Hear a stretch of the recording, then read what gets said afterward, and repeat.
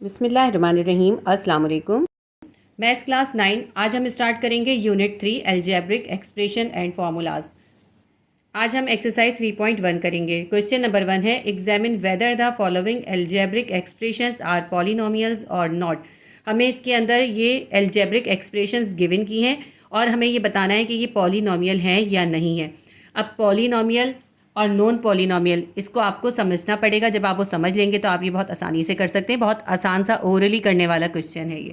सबसे पहले मैं आपको ये बताती हूँ कि पॉलिनोमियल क्या है। An expression which has variable is called polynomial. ऐसी एक्सप्रेशन जिसके अंदर वेरिएबल्स हों वो पॉलिनोमियल कहलाती है। अब ये वेरिएबल क्या चीज़ है और एक्सप्रेशन क्या चीज़ है, पहले मैं आपको ये समझा देती हूँ, ठीक है। देखिए जैसे हमारे पास ये वैल्यू है x² - 2x + 1, तो ये एक एक्सप्रेशन है। एक्सप्रेशन के अंदर कहीं इक्वल नहीं होता। अगर इसका इक्वल करके कोई वैल्यू गिवन हो जाएगी, =0 या =5 कुछ भी वैल्यू आ जाएगी, तो ये एक्सप्रेशन नहीं इक्वेशन बन जाएगी। तो एक्सप्रेशन क्या होती है जिसमें इक्वल नहीं होता। अगर कोई ऐसी एक्सप्रेशन है उसके अंदर वेरिएबल्स मौजूद हैं, ये जो x है ना ये वेरिएबल है, x y z कोई भी अल्फ़ाबेट वेरिएबल्स होते हैं। इस एक्सप्रेशन से मैं आपको समझाती हूँ कि वेरिएबल कोएफिशिएंट और पावर क्या होता है। देखिए ये एक एक्सप्रेशन है 5x²। 5x² के अंदर ये जो x है ये है वेरिएबल। वेरिएबल के ऊपर जो नंबर है वो उसकी पावर या एक्सपोनेंट है, और वेरिएबल के साथ जो नंबर है बिल्कुल साथ में ये कोएफिशिएंट है, ठीक है। ये तो हो गई एक एग्जांपल है। इसको मैं दूसरी एग्जांपल से आपको बताऊं। अगर हमारे पास ऐसी एक्सप्रेशन है 5x² + 7, इस एक्सप्रेशन के अंदर 2 टर्म्स है, एक ये टर्म है दूसरी ये टर्म है।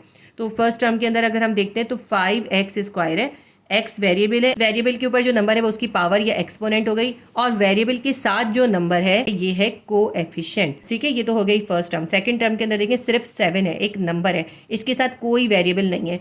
तो ऐसा नंबर जिसके साथ कोई वेरिएबल ना हो उसे कहते हैं कांस्टेंट। मैंने इसके अंदर आपको 4 इंपॉर्टेंट टर्म्स बता दी हैं। सबसे पहली है वेरिएबल, वेरिएबल के ऊपर नंबर है पावर, वेरिएबल के साथ जो नंबर है वो कोएफिशिएंट, और ऐसा नंबर जिसके साथ कोई वेरिएबल नहीं है वो है कांस्टेंट। इन चारों इंपॉर्टेंट टर्म्स को आप याद रखिएगा। आगे आप जितनी भी एक्सरसाइजेस करेंगे उनमें यही टर्म्स यूज़ होने वाली हैं और आपको बहुत हेल्पफुल होंगी ये। अब एक्सप्रेशन और वेरिएबल समझने के बाद ये समझते हैं कि पॉलिनोमियल क्या है। पॉलिनोमियल का फर्स्ट पॉइंट क्या है कि ऐसी एक्सप्रेशन जिसके अंदर वेरिएबल्स हों वो पॉलिनोमियल कहलाएगी, और वो variable x y z a b c कुछ भी हो सकते हैं। और एक बात और याद रखिएगा, एक एक्सप्रेशन के अंदर एक से ज़्यादा वेरिएबल्स भी हो सकते हैं। यानी एक एक्सप्रेशन है हमारे पास तो उसमें x y z एक साथ भी हो सकते हैं, सिर्फ x भी हो सकता है, सिर्फ y भी हो सकता है, एक से ज़्यादा वेरिएबल्स भी हो सकते हैं।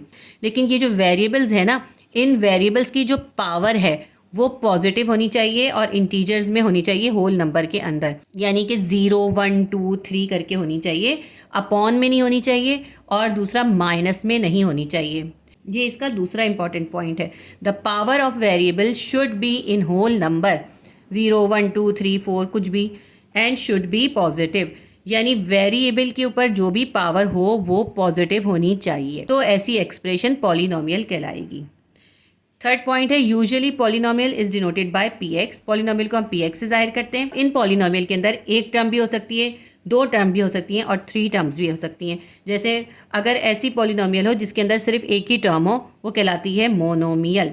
अब इसके अंदर देखें, इसकी मैंने एग्जाम्पल दिए, जैसे 7xy, इसके अंदर एक ही टर्म है, टर्म बनती है प्लस और माइनस से, इनके दरमियान कहीं भी प्लस माइनस नहीं है। इनके दरमियान तो मल्टीप्लाई है ना, कोई साइन नहीं, इसका मतलब है मल्टीप्लाई। मल्टीप्लाई से टर्म नहीं बनती। तो 7xy ये सिर्फ एक ही टर्म है। इसी तरह 4x हमने लिखा तो ये भी एक ही टर्म है। इसी तरह हम लिखते हैं 2x² y² z³, इसके अंदर कहीं भी आपस में प्लस माइनस नहीं हो रहा, इसलिए ये सिंगल टर्म है, ठीक है। तो ये हो गई हमारा ऐसा पॉलिनोमियल जिसके अंदर सिंगल टर्म हो, तो वो कहलाता है मोनोमियल। ये तीनों हमने मोनोमियल की एग्जाम्पल दी हैं। इसके बाद नेक्स्ट पॉइंट है polynomial consisting 2 terms called binomial. ऐसा पॉलिनोमियल जिसके अंदर 2 टर्म्स हो वो बाइनोमियल कहलाता है। जैसे अगर हमारे पास ये 4x है ना, 4x में कुछ हमने +3 कर दिया, अब ये 2 टर्म बन गए क्योंकि इनके दरमियान में प्लस का साइन है। तो जब प्लस का साइन आ जाए, माइनस का साइन आ जाए, तो फिर वो बन जाती है टर्म। 4x + 3 में 2 टर्म्स हैं, तो 2 टर्म्स हैं, इसलिए ये बाइनोमियल है। और बाइनोमियल इसलिए है कि इसके पास वेरिएबल है। ये दूसरी एग्जांपल हमने दी है x + 4, ये एक एक्सप्रेशन है क्योंकि इसमें इक्वल नहीं है। दूसरी बात ये कि इसके अंदर जो है एक वेरिएबल मौजूद है, इसके अंदर 2 टर्म्स हैं क्योंकि इसके अंदर बीच में प्लस का साइन है। तीसरी बात ये है क्योंकि इसके ऊपर पावर 1 है, पॉजिटिव पावर है, इसलिए ये पॉलिनोमियल है। और कैसा पॉलिनोमियल है, इसके अंदर क्योंकि दो टर्म्स हैं इसलिए ये बाइनोमियल है। इसकी एग्जांपल एक और देखते हैं, y माइनस 11x, ये भी पॉलिनोमियल है। क्यों पॉलिनोमियल है? क्योंकि देखें इसमें y एक वेरिएबल है और x एक वेरिएबल है, दोनों के ऊपर पावर जो है प्लस में है, इसके ऊपर +1 है, इसके ऊपर +1 है। क्योंकि इनकी पावर प्लस में है इसलिए ये पॉलिनोमियल है। इसके अंदर दो वैल्यूज़ हैं और दोनों के दरमियान माइनस का साइन है, तो प्लस माइनस से टर्म बन गई, तो इसके अंदर दो टर्म्स हैं। तो ऐसी पॉलिनोमियल जिसके अंदर दो टर्म्स हो वो कहलाती है बाइनोमियल। ठीक है, इसके बाद हम बताते हैं कि ऐसा पॉलिनोमियल जिसके अंदर तीन टर्म्स हो वो कहलाएगा trinomial. Polynomial consisting three terms called trinomial. Example देख लीजिए, x² माइनस 2x प्लस 1, इसके अंदर यहाँ माइनस है यहाँ प्लस है, 1 2 3 थ्री टर्म्स हैं। अब ये पॉलिनोमियल है या नहीं बिल्कुल कंफर्म पता चल रहा है क्योंकि इसके अंदर एक वेरिएबल x मौजूद है इसलिए ये पॉलिनोमियल है। दूसरी जो इसके लिए इंपॉर्टेंट बात है वो है इसकी पावर प्लस में, इसके ऊपर x के ऊपर +2 है, यहाँ पे x के ऊपर +1 है, तो क्योंकि इनकी पावर पॉजिटिव है इसलिए ये पॉलिनोमियल है। और ये कैसा पॉलिनोमियल है? इसके अंदर तीन टर्म्स हैं इसलिए ये ट्राइनोमियल है। ऐसा पॉलिनोमियल जिसके अंदर एक टर्म हो, सिंगल टर्म हो, वो मोनोमियल, जिसके अंदर टू टर्म्स हो वो बाइनोमियल, और जिसके अंदर थ्री टर्म्स हो वो ट्राइनोमियल होता है। ठीक है, अब आपको पॉलिनोमियल और पॉलिनोमियल की मुख्तलिफ टाइप्स पता चल गई। इसके बाद एक और इम्पॉर्टेंट चीज़ आप देख लीजिए, किसी भी एक्सप्रेशन में जब हमारे पास x y z यानी कोई वेरिएबल मौजूद है तो उसके ऊपर जो सबसे ज़्यादा पावर होती है वो उसकी डिग्री कहलाती है। जैसे अगर हमारे पास फर्स्ट एग्जांपल मैंने लिखी है 5x माइनस 10, ये एक एक्सप्रेशन है। दूसरी बात ये कि इसके अंदर दो टर्म्स है, देखें एक टर्म ये रही, दूसरी टर्म ये रही। और तीसरी बात ये देखें कि इसके अंदर वेरिएबल है, एक ही वेरिएबल है वो है x, इसके ऊपर पावर जो है +1 है। ठीक है, इसका मतलब है ये पॉलिनोमियल तो है। अब इसकी डिग्री क्या है? क्योंकि इसके अंदर एक ही वेरिएबल है तो उसकी जो डिग्री है वही इसकी डिग्री होगी। क्योंकि x के ऊपर एक्सपोनेंट या पावर 1 है तो इस पॉलिनोमियल की डिग्री होगी 1। सेकेंड एग्जाम्पल देखें, x4 minus 2x³ plus 5x² plus 1। अब इसके अंदर टर्म्स पहले गिनते कितनी है, 1 2 3 4, इसके अंदर 4 टर्म्स हैं। ऐसा पॉलिनोमियल भी होता है जिसके अंदर 3 से ज़्यादा टर्म्स हैं। इस एक्सप्रेशन के अंदर हमारे पास 4 टर्म्स हैं और इसके अंदर वेरिएबल एक ही यूज़ हुआ है वो है x, सबके पास एक ही वेरिएबल है x। अब इन सबके पास जो है x की सबसे ज़्यादा पावर किसके पास है? x की पावर इसमें मुख्तलिफ है, यहाँ पे x की पावर 4 है, फिर x की पावर 3 है और यहाँ पे x की पावर स्क्वायर है। तो सबसे ज़्यादा किसकी है? जो हाईएस्ट पावर होती है वही डिग्री लिखी जाती है। इसके अंदर x के ऊपर जो हाईएस्ट पावर है वो 4 है तो इसकी डिग्री हो जाएगी 4। इस पॉलिनोमियल की डिग्री हो गई 4। अब थर्ड हमने एग्जांपल दिए 4, ये 4 है, इसके साथ कोई वेरिएबल नहीं है यानी इसका जो वेरिएबल है वो है ही नहीं तो इसकी डिग्री लिखेंगे 0। फोर्थ एग्जांपल है, ये थोड़ी सी कॉम्प्लिकेटेड है, √10x² plus 2x6 minus x5 plus √10x12 plus 1।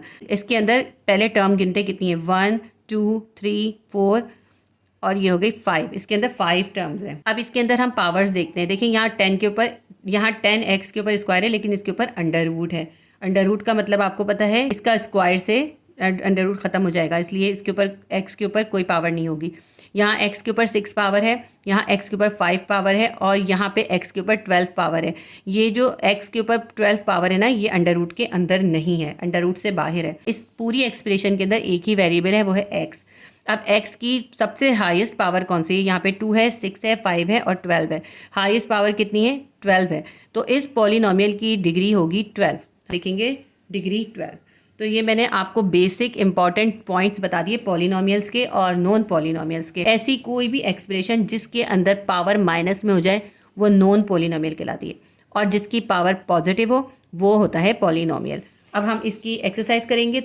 अब इन बेसिक पॉइंट को समझने के बाद आपके लिए ये 3.1 का क्वेश्चन नंबर 1 करना बहुत ही आसान हो गया। एक्सरसाइज शुरू करने से पहले आपसे दरख्वास्त करूंगी कि चैनल को सब्सक्राइब कर लें। इस चैनल पे आपको क्लास 9 और क्लास 10 की फिजिक्स, केमिस्ट्री और मैथ्स की तमाम वीडियोज़ अवेलेबल होंगी। तो अब हम एक्सरसाइज 3.1 का क्वेश्चन नंबर 1 करेंगे। क्वेश्चन नंबर 1 में हमें सिर्फ ये बताना है कि जो हमें एक्सप्रेशंस गिवन है वो पॉलिनोमियल है या नहीं है। तो जो पॉलिनोमियल होंगी उनके लिए हम लिख देंगे पॉलिनोमियल और जो पॉलिनोमियल नहीं होंगी उनके लिए हम लिख देंगे नॉन पॉलिनोमियल। वैसे तो ये ओरली करने वाला क्वेश्चन है लेकिन क्योंकि बुक में प्रिंट नज़र नहीं आता इसलिए मैं कॉपी में आपको सॉल्व करवा रही हूँ, वरना ये ओरली करने वाला है और ये सिर्फ ब्लैंक्स आते हैं। क्वेश्चन नंबर 1 और क्वेश्चन नंबर 2 ब्लैंक्स का क्वेश्चन है। क्वेश्चन नंबर 1 का 1 देखते हैं, 2xy² minus 3x² plus 5y³ minus 6। अब हमें इसमें पहचानना है कि ये पॉलिनोमियल है या नहीं। पॉलिनोमियल के लिए दो बातें ज़रूरी हैं, एक तो उसके अंदर कोई वेरिएबल होना चाहिए यानी x y z कोई वेरिएबल होना चाहिए। वेरिएबल एक भी हो सकता है और एक से ज़्यादा भी हो सकते हैं। सबसे पहले देखते हैं इसके अंदर कितनी टर्म है। तो इसके अंदर कितनी टर्म है, 1 2 3 4, इसके अंदर 4 टर्म्स है और इसके अंदर दो तरह के वेरिएबल यूज़ हुए हैं, एक x वेरिएबल है और एक y वेरिएबल है। तो पॉलिनोमियल होने के लिए ज़रूरी है कि एक्सप्रेशन के अंदर वेरिएबल हो, तो वेरिएबल तो इसके अंदर है। पॉलिनोमियल होने के लिए ज़रूरी है कि वेरिएबल्स की जो पावर है वो पॉजिटिव हो और इंटीजर नंबर में हो, जैसे 0 1 2 3 100 500 1000 कुछ भी हो सकती है, लेकिन वो पावर पॉजिटिव होनी चाहिए और इंटीजर नंबर में होनी चाहिए, अपॉन में नहीं होनी चाहिए। इसके वेरिएबल्स की पावर देखते हैं। यहाँ x के ऊपर कुछ भी नहीं है, इसका मतलब है +1 पावर है, y के ऊपर +2 है और दूसरी टर्म के अंदर देखते हैं तो x के ऊपर +2 पावर है, थर्ड टर्म में हम देखते हैं y के ऊपर +3 पावर है। तो सारी पावर्स पॉजिटिव हैं। इस एक्सप्रेशन के अंदर वेरिएबल मौजूद हैं और उन वेरिएबल्स की पावर जो है पॉजिटिव हैं और इंटीजर नंबर में है, इसलिए ये पॉलिनोमियल है। ये इसका आंसर आएगा पॉलिनोमियल। ठीक है, एक्सप्रेशन नंबर 2 देखते हैं, 3x y-2। अब इसके अंदर जो है सिर्फ एक ही टर्म है, ये 3x और y आपस में मल्टीप्लाई हो रहे हैं, टर्म बनती है प्लस माइनस से, इनके दरमियान प्लस माइनस नहीं है, इसलिए ये एक सिंगल टर्म है और इसके अंदर दो वेरिएबल हैं, एक वेरिएबल है x, दूसरा वेरिएबल है y। x के ऊपर पावर है +1, y के ऊपर पावर है -2। क्योंकि इसके वेरिएबल के ऊपर पावर जो है वो माइनस में आ गई है, नेगेटिव है, पॉजिटिव नहीं है, इसलिए ये नॉन पॉलिनोमियल है। एक्सप्रेशन नंबर 3 देखते हैं, 6x² - 10x + 7 - √45। इसके अंदर टर्म्स कितनी हैं, 1 2 3 4 टर्म्स हैं। इसके अंदर जो x है इसके अंदर ये वेरिएबल है, जो x के साथ वैल्यू होती हैं वो कोएफिशिएंट होती हैं। इसमें हमें कोएफिशिएंट से कोई काम नहीं करना, हमें सिर्फ इसके अंदर वेरिएबल्स और उनकी पावर को देखना है। और ऐसी वैल्यूज जिनके साथ वेरिएबल नहीं होता वो कांस्टेंट कहलाती हैं। अब इसके अंदर +7 और -√45 जो है ये कांस्टेंट है। एक्सप्रेशन पॉलिनोमियल है या नहीं, इसके लिए हमें कांस्टेंट से कुछ भी काम नहीं होता, तो हमें कांस्टेंट को देखने की ज़रूरत नहीं होती, हम सिर्फ देखेंगे वेरिएबल को। अब इसके अंदर एक वेरिएबल है x² यानी x के ऊपर +2 पावर है और दूसरा वेरिएबल है x और इसके ऊपर कोई पावर नहीं है, इसका मतलब +1 पावर है। तो थर्ड एक्सप्रेशन के अंदर दोनों वेरिएबल्स की पावर पॉजिटिव है, इसलिए ये पॉलिनोमियल है। फोर्थ एक्सप्रेशन देखते हैं, 5√x - x + 5x²। अब यहाँ माइनस है, यहाँ प्लस है, इसके अंदर कितनी टर्म्स है, 1 2 3, इसके अंदर 3 टर्म्स हैं और तीनों टर्म्स के अंदर एक ही वेरिएबल यूज़ है, वो है x। ये जो हमारी फर्स्ट टर्म है इसके अंदर x के ऊपर अंडर है, तो हम इसका पहले अंडर ख़त्म करेंगे 5, और x के ऊपर से अंडर ख़त्म करने के लिए क्या करते हैं, हम x के ऊपर ब्रैकेट डाल के 1/2 की एक्सपोनेंट या पावर डाल देते हैं। इस तरह जो होता है अंडर ख़त्म हो जाता है। फिर बाकी की टर्म्स उतार लेते हैं, -x + 5x²। अब ये हमारा क्वेश्चन इस तरह से बन गया। फर्स्ट के अंदर जो है x के ऊपर पावर है 1/2 और सेकंड के ऊपर है +1, थर्ड के ऊपर है +2। अब ये देखें, पहले वाली टर्म के अंदर जो x की पावर है वो अपॉन में आ गई और हमें पता है पॉलिनोमियल के अंदर पावर अपॉन में नहीं होती, इंटीजर नंबर में होनी चाहिए, होल नंबर में होनी चाहिए, इसलिए ये एक्सप्रेशन पॉलिनोमियल नहीं है। अब देखें इस एक्सप्रेशन के अंदर बाकी जो दोनों टर्म्स हैं उनके अंदर तो वेरिएबल्स की पावर जो है पॉजिटिव है, इसकी भी x+1 है और इसकी x+2 है, लेकिन एक एक्सप्रेशन के अंदर जितनी भी टर्म्स हो, एक टर्म हो, दो टर्म हो, तीन टर्म हो, चार टर्म हो, जितनी भी टर्म्स हों, अगर उनमें से एक की भी पावर अपॉन में हो या नेगेटिव हो तो वो पॉलिनोमियल नहीं रहती। तो अब ये एक्सप्रेशन पॉलिनोमियल नहीं है, हम लिखेंगे नॉन पॉलिनोमियल। क्वेश्चन नंबर 5 है, 2/x+2।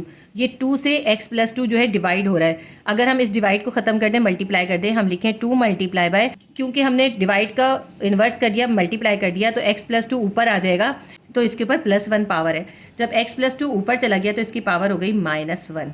इस पूरे x+2 के ऊपर अगर हम ब्रैकेट बना के देखें तो देखें इस तरह इसके ऊपर कोई पावर नहीं है, इसका मतलब है +1 है।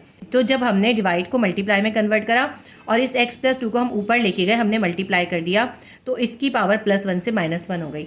अब ये -1 इस x के साथ भी है और इस 2 के साथ भी है, ठीक है।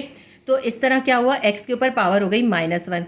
अब हम इसको इस तरह भी लिख सकते हैं कि ये 2 ब्रैकेट x के ऊपर भी -1 है और ये +2 के ऊपर भी -1 है, इस तरह भी हम इसको लिख सकते हैं। अभी ये आगे और भी सॉल्व होगा कि इस 2 को x-1 से मल्टीप्लाई कर देंगे और प्लस का साइन डालेंगे, फिर इस 2 को इस 2 से मल्टीप्लाई कर देंगे, लेकिन इसमें हमें इसको सॉल्व नहीं करना, हमें सिर्फ ये बताना है कि ये पॉलिनोमियल है या नहीं, क्योंकि इस एक्सप्रेशन के अंदर एक ही वेरिएबल है और उसकी पावर माइनस में आ गई है। इस एक्सप्रेशन के अंदर x की पावर नेगेटिव है, इसलिए ये पॉलिनोमियल नहीं है। हम आंसर लिखेंगे नॉन पॉलिनोमियल। पॉलिनोमियल। लास्ट इसका क्वेश्चन है question number 6, 2/x plus x cube minus 2। अब ये 2 के साथ x डिवाइड हो रहा है, इसका हम क्या करेंगे, डिवाइड को कन्वर्ट कर देंगे मल्टीप्लाई में, और x की पावर है +1, जब वो ऊपर गया तो उसकी पावर हो गई -1, तो 2 मल्टीप्लाई बाय x -1 हो गया। बाकी की जो है हम ऐसे ही उतार लेते हैं, प्लस एक्स क्यूब माइनस 2। इसके अंदर देखें कितनी टर्म्स है, पहले इसको हम सिंप्लीफाई कर लेते हैं, 2x -1 plus x cube minus 2। अब ये एक्सप्रेशन बन गई हमारी। इसके अंदर कितनी टर्म्स है, 1 2 3 टर्म्स है, और एक ही सेम वेरिएबल इसके अंदर है। इसके पास है x की पावर -1, दूसरी टर्म में है x की पावर क्यूब, और तीसरी टर्म में इसके साथ कोई वेरिएबल नहीं है, ये कांस्टेंट है। पावर को देखते हैं, s के ऊपर क्योंकि इसकी एक टर्म के अंदर x की पावर नेगेटिव आ गई है, इसलिए ये नॉन पॉलिनोमियल है। कितनी भी टर्म्स हो एक्सप्रेशन के अंदर, अगर किसी एक टर्म के अंदर भी वेरिएबल की पावर नेगेटिव या अपॉन में आ जाए तो वो नॉन पॉलिनोमियल होगी। तो ये हमारा क्वेश्चन नंबर 1 कंप्लीट हो गया। एक्सरसाइज 3.1 का क्वेश्चन नंबर 2 है, examine whether the following algebraic expressions are rational और नॉट। हमें कुछ एल्जेब्रिक एक्सप्रेशन गिवन की हैं, हमें ये बताना है ये रैशनल हैं या फिर इररेशनल हैं। तो इसको पहचानना कि ये एक्सप्रेशन रैशनल है या इररेशनल, इसके लिए ज़रूरी है कि हमें पता हो कि पॉलिनोमियल और नॉन पॉलिनोमियल क्या होता है। अगर आप एक्सप्रेशन को पहचान लेते हैं कि वो एक्सप्रेशन पॉलिनोमियल है या नॉन पॉलिनोमियल है, तो आपके लिए बहुत आसान हो जाएगा रैशनल और इररेशनल बताना। क्वेश्चन नंबर 1 में जो आपने सीखा है वो आपको इस क्वेश्चन में बहुत हेल्प करेगा। चलिए अब इसको हम सॉल्व करते हैं। क्वेश्चन नंबर 1 में हमारे पास जो एक्सप्रेशन गिवन है वो है x² + 2x + 3 divided by x -4। देखिए इस क्वेश्चन के अंदर हमारे पास दो एक्सप्रेशन है, एक एक्सप्रेशन ऊपर है और एक एक्सप्रेशन है नीचे, यानी कि एक न्यूमरेटर में एक्सप्रेशन है और एक डिनोमिनेटर में एक्सप्रेशन है। हमें इसके अंदर ये देखना है कि इसके अंदर न्यूमरेटर और डिनोमिनेटर दोनों के एक्सप्रेशन पॉलिनोमियल हैं। अगर दोनों के एक्सप्रेशन पॉलिनोमियल होंगे तो ये एक्सप्रेशन रैशनल होगी। रैशनल होने के लिए ज़रूरी है कि एक क्वेश्चन के अंदर जितनी भी एक्सप्रेशंस हो वो सब पॉलिनोमियल हों। अगर वो पॉलिनोमियल होंगी तो वो अलजेब्रिक एक्सप्रेशन रैशनल होगी, ठीक है। और अगर दोनों में से कोई एक भी नॉन पॉलिनोमियल एक्सप्रेशन होगी तो पूरी अलजेब्रिक एक्सप्रेशन इररेशनल हो जाएगी। यानी एक क्वेश्चन में जितनी भी एक्सप्रेशंस हो वो सब पॉलिनोमियल होंगी तो वो एक्सप्रेशन रैशनल होगा। अब हम क्वेश्चन नंबर 1 को पहले ध्यान से देखते हैं। ऐसा क्वेश्चन जिसके अंदर दो एक्सप्रेशंस हो तो हम उसमें से एक एक्सप्रेशन को कह देते हैं px और दूसरी एक्सप्रेशन को हम कह देते हैं qx, ठीक है। ये हमें वैसे इतना ज़रूरी नहीं कि आप शो करें, लेकिन ये मैंने आपको इसलिए करके बताया ताकि आपको मालूम हो। अब एक एक्सप्रेशन px है, इसको हम पहले एग्जामिन करेंगे कि ये पॉलिनोमियल है या नॉन पॉलिनोमियल है। इसको पहले रीड करते हैं हम, x² + 2x + 3। इस एक्सप्रेशन के अंदर 3 टर्म्स है, 1 2 3 टर्म्स है, और इसके अंदर सिर्फ एक ही वेरिएबल है x। इसके पास x² है और दूसरे में है x की पावर +1। अब इन दोनों की पावर्स को देखें, दोनों की पावर्स पॉजिटिव है, इसका मतलब है ये जो ऊपर वाली या न्यूमरेटर की एक्सप्रेशन है वो पॉलिनोमियल है। तो ये पॉलिनोमियल है, ये आपको करके दिखाने की ज़रूरत नहीं है लेकिन मैं फिर भी ऐसे ही लिख रही हूँ, ठीक है। ये पॉलिनोमियल है आपकी एक्सप्रेशन। अब डिनोमिनेटर की एक्सप्रेशन देखते हैं, वो है x -4। इसके अंदर एक ही वेरिएबल है, वो है x, और x की पावर है +1, तो ये भी पॉलिनोमियल है क्योंकि इसके वेरिएबल की पावर पॉजिटिव है, तो ये भी पॉलिनोमियल है, ठीक है। अब इस क्वेश्चन के अंदर न्यूमरेटर और डिनोमिनेटर दोनों की एक्सप्रेशन पॉलिनोमियल है, इसलिए हमारा ये जो अलजेब्रिक एक्सप्रेशन है ये रैशनल होगा, ठीक है। असल में हमें इसका आंसर रैशनल लिखना है।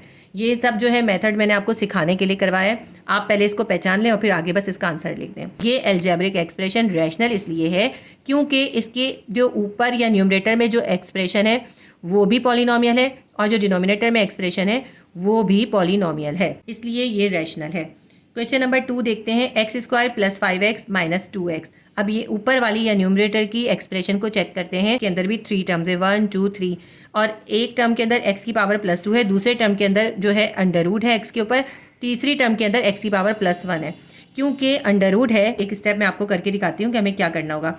x² + 5, इसका x का अंडर रूट ख़त्म करेंगे तो ब्रैकेट बना के हम अंडर रूट की जगह पे लिख देंगे 1/2 की पावर -2x, ऐसे ही उतार लेते हैं। नीचे वाली एक्सप्रेशन बिल्कुल सिंपल है, उसको ऐसे ही उतार लेते हैं, 3x² + 5x + 4। अब इस एल्जेब्रिक एक्सप्रेशन के अंदर ये जो न्यूमरेटर या ऊपर वाली एक्सप्रेशन है इसके अंदर एक ही वेरिएबल है, वो है x, और x की पावर है +2, दूसरी में x की पावर है 1/2, और थर्ड टर्म के अंदर x की पावर है +1।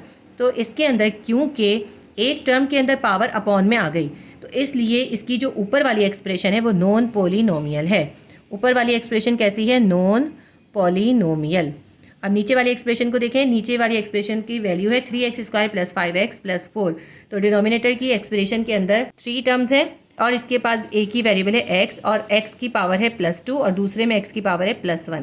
जो डिनोमिनेटर की एक्सप्रेशन के अंदर जो वेरिएबल की पावर है वो पॉजिटिव है, इसलिए ये पॉलिनोमियल है। ऊपर वाली एक्सप्रेशन तो नॉन पॉलिनोमियल है, नीचे वाली एक्सप्रेशन पॉलिनोमियल है। लेकिन किसी एल्जेब्रिक एक्सप्रेशन के अंदर न्यूमरेटर की या डिनोमिनेटर की कोई एक भी एक्सप्रेशन नॉन पॉलिनोमियल होगी तो वो पूरी एल्जेब्रिक एक्सप्रेशन जो है वो इर्रेशनल हो जाएगी। हम लिखेंगे इर्रेशनल।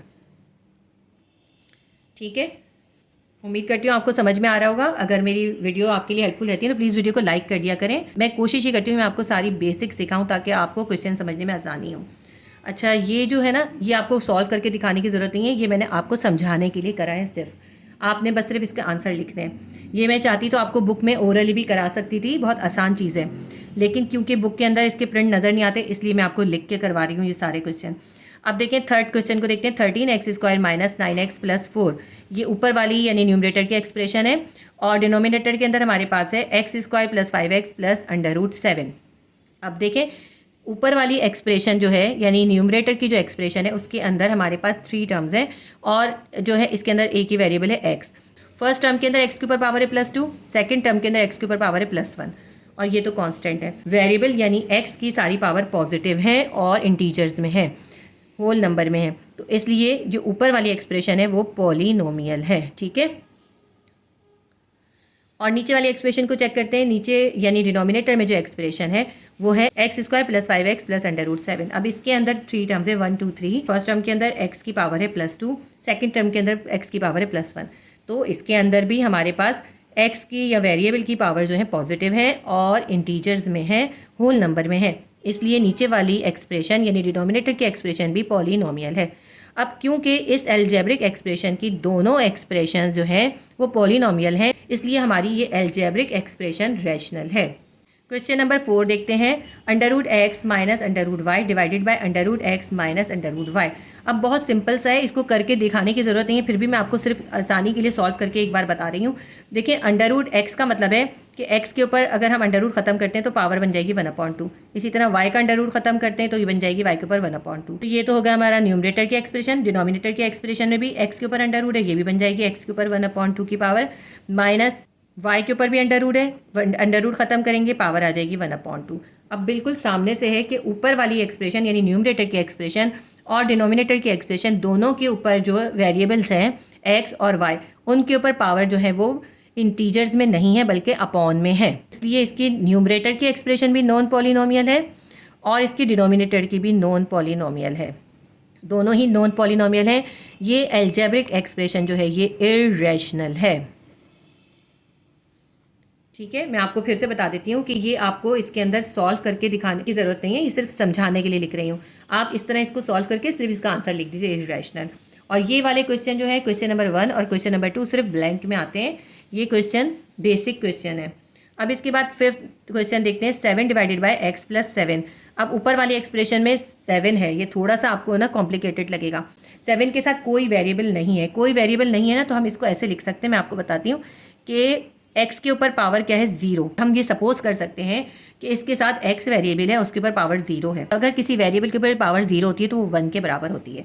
तो 7 की जगह हम लिख सकते हैं 7x0। x0 जो है इक्वल है 1 के, तो 7 ही आ जाएगा। ठीक है, इसको हम ऐसे कन्वर्ट कर देंगे। तो ये x0 हमने ऐड करा है क्योंकि x0 बराबर है 1 के, तो 7 की जगह हमने लिख दिया 7x0। अब ये इसको अगर हम देखते हैं तो ये पॉलिनोमियल है क्योंकि इसके ऊपर x की पावर है 0। वेरिएबल की पावर 0 हो सकती है, इसलिए इसकी जो ऊपर की एक्सप्रेशन है या न्यूमरेटर की एक्सप्रेशन है वो है पॉलिनोमियल। अब नीचे वाली एक्सप्रेशन क्या है, वो है x + 7। इसके अंदर जो है 2 टर्म्स हैं, एक टर्म है x और दूसरी टर्म है 7। x के ऊपर क्या पावर है +1, तो ये भी पॉलिनोमियल है क्योंकि इसके वेरिएबल के ऊपर जो पावर है वो है 1। ठीक है, तो इसको अगर हम देखें तो इसकी ऊपर की एक्सप्रेशन भी पॉलिनोमियल है, नीचे की एक्सप्रेशन भी पॉलिनोमियल है, इसलिए ये जो हमारे पास एल्जेब्रिक एक्सप्रेशन है ये है हमारे पास रैशनल। ये हमारा क्वेश्चन नंबर 5 हो गया। क्वेश्चन नंबर 6 देखते हैं 5√x minus x plus 5x²। अब इस क्वेश्चन नंबर 5 के अंदर हमें दो एक्सप्रेशन नहीं दी, सिर्फ एक ही सिंगल एक्सप्रेशन दी है। तो सबसे पहले तो ये देख लीजिए 5 के साथ जो √x है, x के ऊपर से अंडर रूट खत्म कर देंगे हम और उसको ब्रैकेट बना के इसके ऊपर पावर 1/2 लिख देंगे। फिर बाकी का जो क्वेश्चन है ऐसे उतार लेते हैं, माइनस एक्स प्लस 5x²। इस क्वेश्चन के अंदर भी 3 टर्म्स है, 1 2 3, और इसके अंदर फर्स्ट टर्म के अंदर x की पावर है अपॉन में, होल नंबर में या इंटीजर में नहीं है, अपॉन में है। सेकंड टर्म में x की पावर है +1 और थर्ड टर्म में x की पावर है +2। तो दोनों में सेकंड और थर्ड टर्म में तो पावर जो है वो पॉजिटिव है और इंटीजर में है, होल नंबर में है, लेकिन फर्स्ट टर्म के अंदर पावर जो है वो होल नंबर में नहीं है बल्कि अपॉन में है। इसलिए ये जो हमारी एक्सप्रेशन है ये हमारी इर्रेशनल एक्सप्रेशन है। ठीक है, तो ये क्वेश्चन नंबर 2 भी कंप्लीट हो गया। उम्मीद करती हूँ आपके लिए हेल्पफुल रहा होगा। अगर मेरी वीडियो से आपकी हेल्प होती है तो प्लीज़ वीडियो को लाइक कीजिए और शेयर भी किया कीजिए, और अगर आपने सब्सक्राइब नहीं किया तो सब्सक्राइब कर लीजिए। एक्सरसाइज 3.1 का क्वेश्चन नंबर 3 है, reduce the following into their lowest form. इसके हमें 6 क्वेश्चन दिए, हमें इनको लोएस्ट टर्म में कन्वर्ट करना है। क्वेश्चन नंबर 3 का क्वेश्चन 1 है p² minus 100 divided by p plus 10।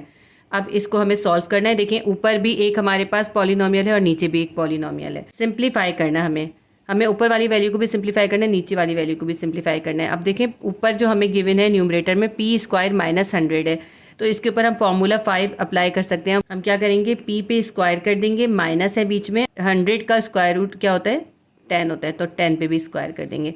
ठीक है, ये हमने इस पर फॉर्मूला अप्लाई कर दिया। हम यहाँ लिख सकते हैं अप्लाइंग फार्मूला, और फार्मूला जो यूज़ करें हम लिखेंगे। हमने यूज़ करा है a² माइनस b², किसके बराबर होगा, a प्लस बी और a माइनस बी के। ठीक है, तो हमने क्या करा, ये a है ये b है, दोनों पे होल स्क्वायर कर दिया है। अब नीचे जो वैल्यू है p प्लस 10, इसको ऐसे ही उतार लेते हैं। अब इस पर हमने p² माइनस 10 पे होल स्क्वायर कर दिया, तो ये फॉर्मूला लग गया, यानी ये a है, इस पर भी स्क्वायर हो गया, b पे भी स्क्वायर हो गया। अब इसके बाद हमें लिखना है a प्लस बी और a माइनस बी, यानी हमें p माइनस 10 और p प्लस 10 लिखेंगे। फार्मूला 5 आपने बहुत किया हुआ है ये, क्योंकि इन दोनों पे स्क्वायर है, इनके बीच में माइनस है, इसलिए इस पर ये फार्मूला अप्लाई हो गया। देखिए इसमें जो पहली वैल्यू होती है ये a होती है और दूसरी जो है वो b है। a को हम ऐसे ही लिख लेते हैं और b को एक दफ़ा प्लस के साथ एक दफ़ा माइनस के साथ लिखते हैं। अब a हमारे पास है p, हमने p ऐसे ही लिख लिया। अब ये जो दूसरी वैल्यू 10 है, इसको हम एक दफ़ा प्लस के साथ लिख देंगे और फिर p को दोबारा लिखेंगे और ये 10 को एक बार माइनस के साथ लिख देंगे। p प्लस 10 p माइनस 10, नीचे हमारे पास है p प्लस 10। अब ऐसा है, ऊपर भी p प्लस 10 है, नीचे भी p प्लस 10 है। p प्लस 10 से p प्लस 10 कैंसिल कर दें, हमारे पास आंसर आ गया p माइनस 10। यही इसका आंसर है, बहुत ही ईजी सा क्वेश्चन है। क्वेश्चन नंबर 2 है 3a² plus 3ab divided by 3a² plus 6ab plus 3b²।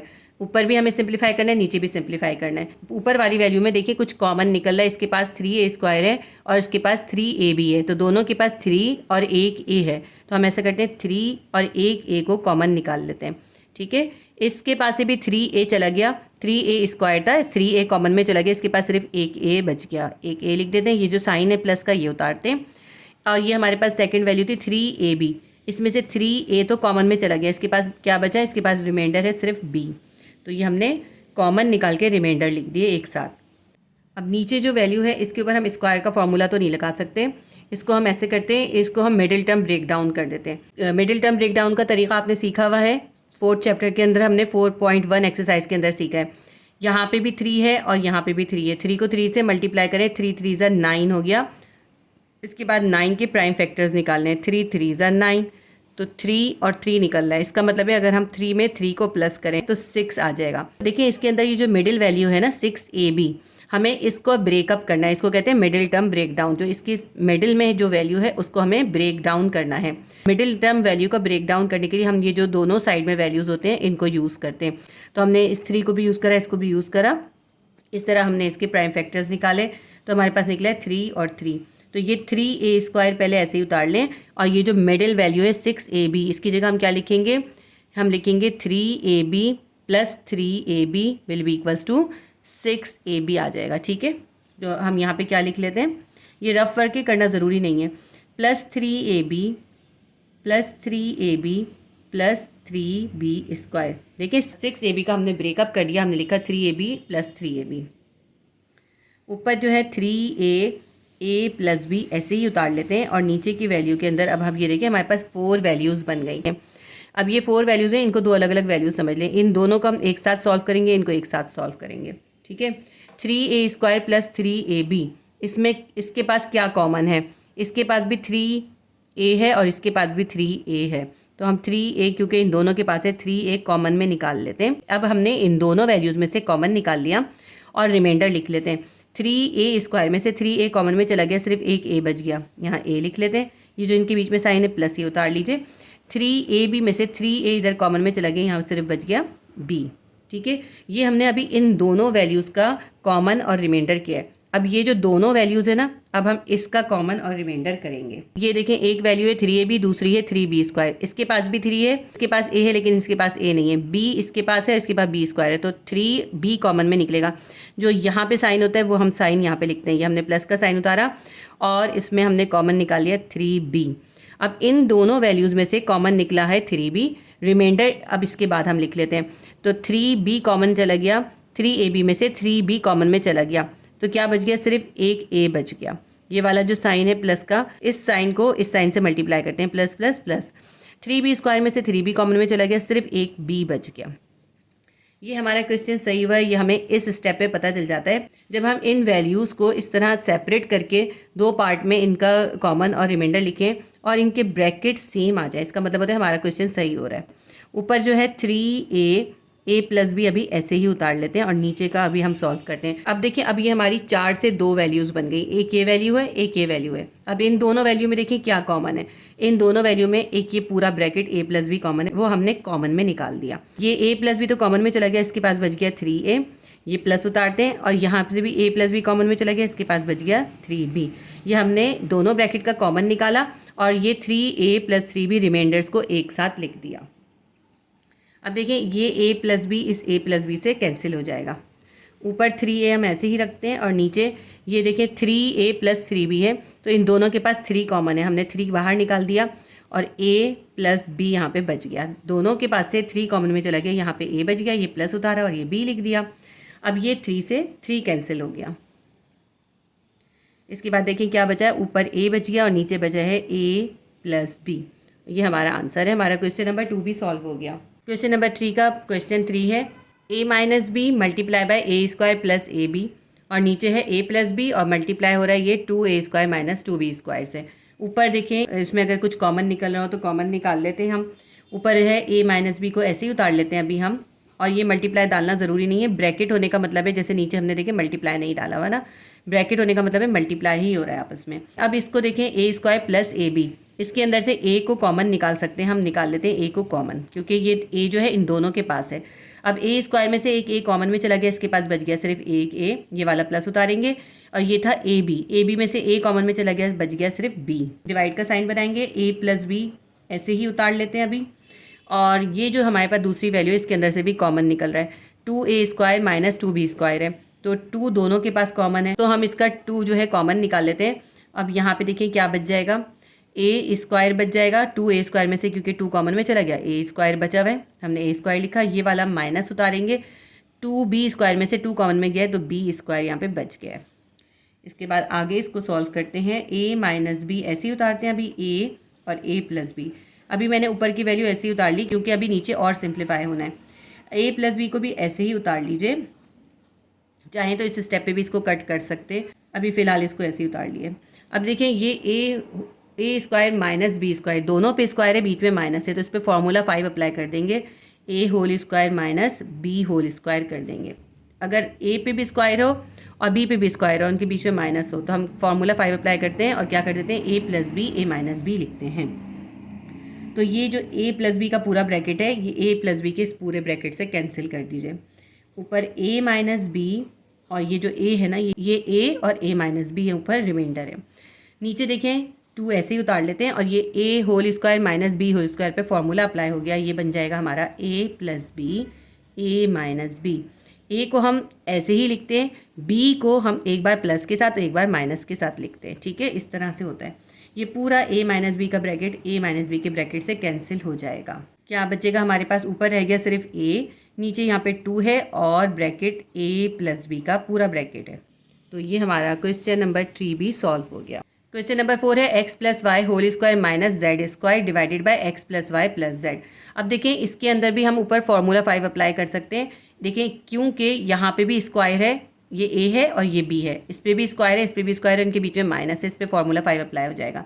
कैसे हो जाएगा देखिए, x plus y whole square ऐसे ही लिखते हैं, माइनस जेड के ऊपर भी होल स्क्वायर कर देते हैं, तो फार्मूला 5 अप्लाई हो जाएगा। क्या होगा, ये a है ये b है, a को ऐसे ही लिखेंगे 2 बार और b को एक दफ़ा प्लस से एक दफ़ा माइनस से लिखेंगे। अच्छा, ये नीचे जो x plus y plus z है इसको अभी ऐसे ही उतार लेते हैं। ठीक है, नेक्स्ट स्टेप पे हम इसके ऊपर फॉर्मूले को ओपन कर देंगे। हम चाहें तो यहाँ मेंशन कर देते हैं, हमने फार्मूला क्या अप्लाई करा है, a whole square minus b whole square is equals to a plus b और a माइनस बी। ठीक है, ये हमने यहाँ पे मेंशन कर दिया कि हमने ये फार्मूला यूज़ करा है। तो अब देखिए ये a है ये b है, a को हमने दोनों बार ऐसे ही लिखना है, b को एक बार प्लस से एक बार माइनस से लिखना है। a हमारे पास क्या है, x प्लस वाई ऐसे ही लिख लेंगे और b हमारे पास है z को हम एक दफ़ा प्लस के साइन के साथ लिखेंगे और फिर हम दोबारा a को ऐसे ही लिखेंगे, x प्लस वाई a है ऐसे ही लिख लिया, और जो b की वैल्यू z है, z को हमने एक बार प्लस से लिख दिया, दूसरी बार हम माइनस के साइन के साथ लिखेंगे। डिवाइड करेंगे, नीचे जो है हमारे पास वैल्यू है x plus y plus z. या आप ये सोचेंगे कि यहाँ कहीं ब्रैकेट बना रहे हैं कहीं ब्रैकेट नहीं बना रहे हैं, तो इससे कोई फ़र्क नहीं पड़ता। यहाँ हम ब्रैकेट इन दोनों को सेपरेट करने के लिए दे रहे हैं, नीचे कोई भी वैल्यू नहीं है इसलिए ज़रूरी नहीं है कि हम यहाँ ब्रैकेट बनाएं। x plus y plus z नीचे भी है और x plus y plus z ऊपर भी है, दोनों एक दूसरे से कैंसिल हो जाएंगे। बहुत सिंपल सा, हमारे पास क्या बच गया, सिर्फ x plus y minus z, ये हमारा इसका आंसर है। क्वेश्चन नंबर 4 भी सॉल्व हो गया हमारा। क्वेश्चन 3 का क्वेश्चन 5 करेंगे। एक ब्रैकेट में है m स्क्वायर माइनस 6m और ये मल्टीप्लाई हो रहा है 3m प्लस 15 के साथ, डिवाइड हो रहा है 2m माइनस 12। इसको सिंप्लीफाई करने के लिए सबसे आसान तरीका ये, जो ब्रैकेट के अंदर वैल्यूज़ हैं हम उनको पहले सिंप्लीफाई कर लें। m स्क्वायर माइनस 6m, इन दोनों के पास m कॉमन है, हम m कॉमन में निकाल देते हैं और इसके रिमाइंडर लिख लेते हैं। m स्क्वायर में से m कॉमन में चला गया, इसके पास बच गया 1m, यहाँ जो माइनस का साइन था ये उतारा, m एक कॉमन में चला गया, यहाँ बच गया 6। ये इन दोनों के साथ हमने कर लिया। अब ये जो दूसरा ब्रैकेट है इसको भी हम सिंप्लीफाई कर देते हैं। यहाँ पे है 3m प्लस 15, तो यहाँ पे 3 है और यहाँ पे 15 है। देखिए 15 जो है, 15 के मल्टीपल्स क्या होते हैं, 5 3 ज़ा 15, तो इसका मतलब है 15 की जगह हम 5 मल्टीप्लाई बाय 3 लिख सकते हैं।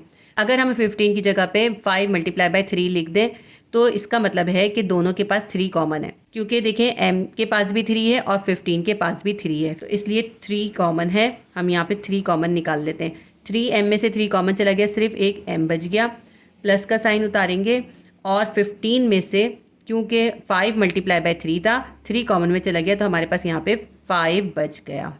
डिवाइड करेंगे और फिर नीचे देखते हैं, नीचे भी अगर कुछ कॉमन निकल रहा है तो कॉमन निकालेंगे। 2m माइनस 12 है, अगर हम 12 के मल्टीपल्स लिखें तो हम 12 के मल्टीपल लिख सकते हैं।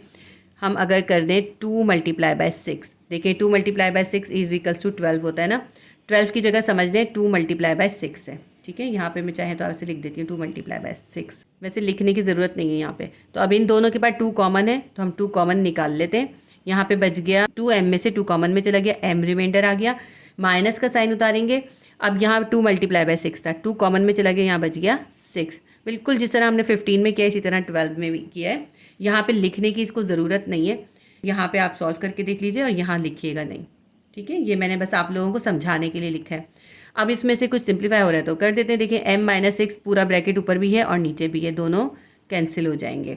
बाकी तो इसमें कुछ भी कैंसिल नहीं हो रहा और ना ही कुछ मज़ीद सिंप्लीफाई हो रहा है। तो यहाँ ब्रैकेट है हमारे पास m प्लस 5 और उसके बाहर है 3m, एक साथ लिख देते हैं 3m ब्रैकेट m प्लस 5, ये ऊपर हमारे पास बचा है और नीचे जो है सिर्फ 2 बचा है। ये हमारा इसका क्वेश्चन सॉल्व हो गया, हमारा आंसर आ गया। क्वेश्चन नंबर 6 करेंगे। X square minus 2x minus 3 divided by x square minus x minus 2। अब देखें इसके अंदर कुछ भी कॉमन नहीं निकल रहा, तो इसलिए हम इसको इस मेथड से तो नहीं कर सकते और इसमें स्क्वायर का फार्मूला भी अप्लाई नहीं हो सकता, क्योंकि स्क्वायर का फार्मूला जो अप्लाई होता है, अगर यहाँ स्क्वायर हो रहा हो तो यहाँ भी स्क्वायर रूट होना ज़रूरी है। इसी तरह देखिए यहाँ पे स्क्वायर है लेकिन 2 पे स्क्वायर नहीं है, यहाँ 4 होता तो फिर हम उसका स्क्वायर रूट कर सकते थे। तो इसका मतलब है इसको हम मिडिल टर्म ब्रेक डाउन से करेंगे। मिडिल टर्म ब्रेक डाउन का मैंने अभी आपको तरीका बताया है कि हमने ये जो मिडिल वैल्यू है इसका ब्रेकअप कर देना है। इसका ब्रेकअप करने के लिए हम ये जो इसके साइडों में वैल्यूज़ होती हैं इसको यूज़ करते हैं। यहाँ पे हमारे पास 3 है, यहाँ पे 1 है, 3 1 ज़ा 3, इसका मतलब है 3 और 1 है हमारे पास। एक्स स्क्वायर हम ऐसे ही लिखते हैं और माइनस 2x की जगह हम क्या लिखेंगे, माइनस 3x और प्लस एक्स। अब ये देखें क्यों लिखा है -3x प्लस एक्स, मैं आपको करके दिखाती हूँ। -3x प्लस एक्स किसके बराबर आएगा? -3x में से आप +1x निकाल देंगे, आपके पास आ जाएगा -2x। और आपको देखिए -2x ही तो चाहिए था ना, यही तो आपको चाहिए था -2x। तो -2x की जगह हमने क्या लिख दिया, इसका ब्रेकअप कर दिया। हमेशा ये ख्याल रखिएगा कि आपने ये इस तरह ब्रेकअप करना है कि ये जो साइन है ना ये मैच होना चाहिए। हमने -2x की जगह लिख दिया -3x प्लस एक्स। अब ये जो -3 है ये यहाँ पे आगे उतार लेते हैं, डिवाइडेड बाय x² - x -2 है। इसके अंदर भी हमें जो है x का ब्रेकअप करना पड़ेगा, सिर्फ x है हमारे पास, और हमारे पास जो साइड में है वो क्या वैल्यू है, 2 है और 1 है। तो हम इसको ही यूज़ करते हैं, x² लिखते हैं और हम क्या करेंगे, -2x में से प्लस x को माइनस कर देंगे, हमारे पास क्या आ जाएगा -1x। ठीक है, तो हमने क्या करना है, हमने -x की जगह पे -2x प्लस x लिख देना है। हम क्या लिखेंगे, -2x प्लस एक्स, और ये जो -2 है ये ऐसे ही उतार लेंगे। -2x प्लस एक्स हमने इस -x का ब्रेकअप करके लिखा है। ठीक है, अब हमारे पास देखिए ऊपर भी 4 वैल्यूज़ हो गई, नीचे भी 4 वैल्यूज़ हो गई। जब 4 वैल्यूज़ हो जाती हैं तो हम इसको 2 पार्ट में कर देते हैं। अब हम क्या करेंगे, इन 2 वैल्यूज़ में से कॉमन और रिमाइंडर लिखेंगे और फिर इन दोनों वैल्यूज़ में से कॉमन और रिमाइंडर लिखेंगे। नीचे भी बिल्कुल इसी तरह करेंगे कि इन दोनों वैल्यूज़ में से कॉमन निकाल के रिमाइंडर लिखेंगे और इन दोनों वैल्यूज़ में से कॉमन निकाल के रिमाइंडर लिखेंगे। पहले ऊपर का करते हैं, x² - 3x, इन दोनों वैल्यूज़ में क्या कॉमन निकल रहा है, इन दोनों के पास एक x कॉमन है। इसके बाद हम इसके रिमाइंडर लिखते हैं, x² में से एक x कॉमन में चला गया, इसके पास बच गया सिर्फ एक x और माइनस उतारते हैं।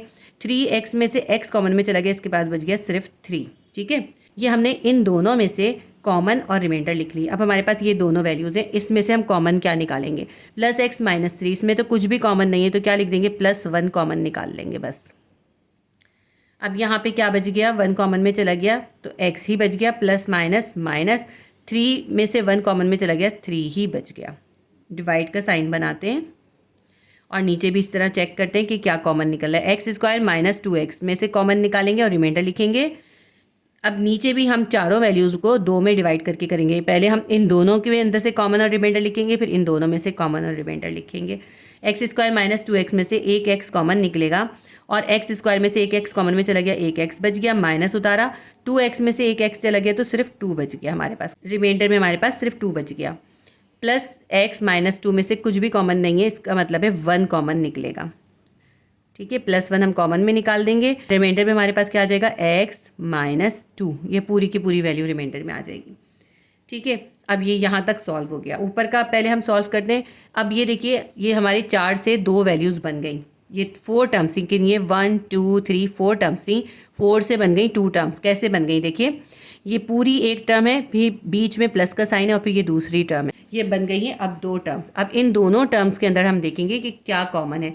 x - 3 दोनों के पास कॉमन है तो कॉमन को एक बार लिख लेंगे और जो रिमाइंडर है उसको एक साथ लिख देंगे। ये x - 3 तो कॉमन में चला गया, यहाँ बच गया x, यहाँ से भी x - 3 कॉमन में चला गया, यहाँ बच गया +1। ठीक है, ये हमारा न्यूमरेटर या ऊपर की वैल्यू हमने सॉल्व कर ली। नीचे की वैल्यू में देखते हैं, यहाँ पे भी 4 टर्म्स थी, 1 2 3 4 टर्म्स थी, 4 टर्म से बन गई 2 टर्म्स। ये एक पहली टर्म है और ये दूसरी टर्म है।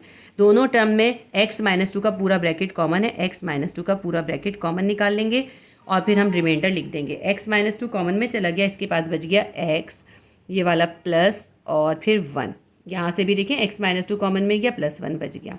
अब अगर कुछ और सिंप्लीफाई हो रहा है वो कर देते हैं। देखिए x + 1 ऊपर भी है पूरा और नीचे भी है, x + 1 दोनों एक दूसरे से कैंसिल हो जाएंगे। हमारे पास ऊपर बच गया x - 3, नीचे बच गया x - 2।